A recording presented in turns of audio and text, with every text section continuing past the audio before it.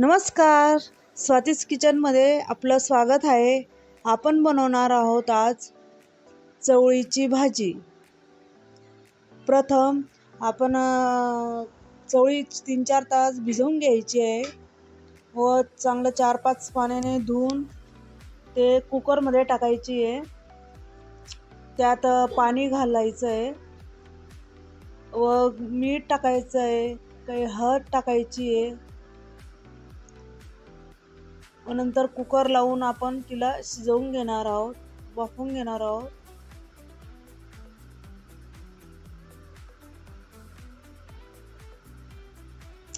वाफवून झाल्यानंतर गॅस बंद करायचा आहे. शेंगदाणे, लसूण, कोथिंबीर घ्यायची आहे,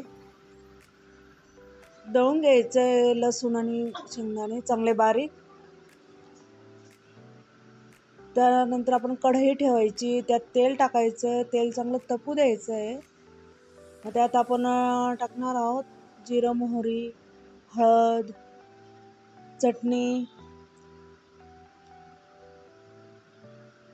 कोथिंबीर व आपण शिजवून ठेवलेली चवळी आहे, चांगली शिजलेली आहे, त्यात आपण टाकणार आहोत.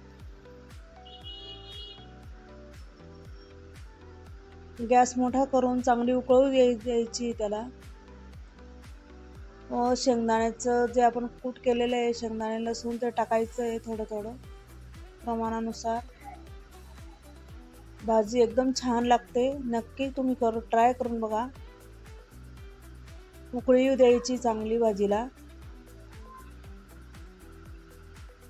चवीनुसार आपण मीठ, चटणी वगैरे, कोणी फिकं खातं, कोणी तिखट खातं, त्यानुसार टाकायचं आहे. एकदम छान बनते भाजी, तुम्ही नक्कीच करून बघा. उकळी येऊन झाकण ठेवून थोडंसं वाफवून घ्यायची आहे.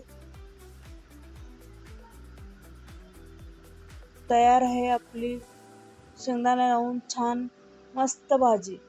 नक्कीच ट्राय करा, एकदम छान.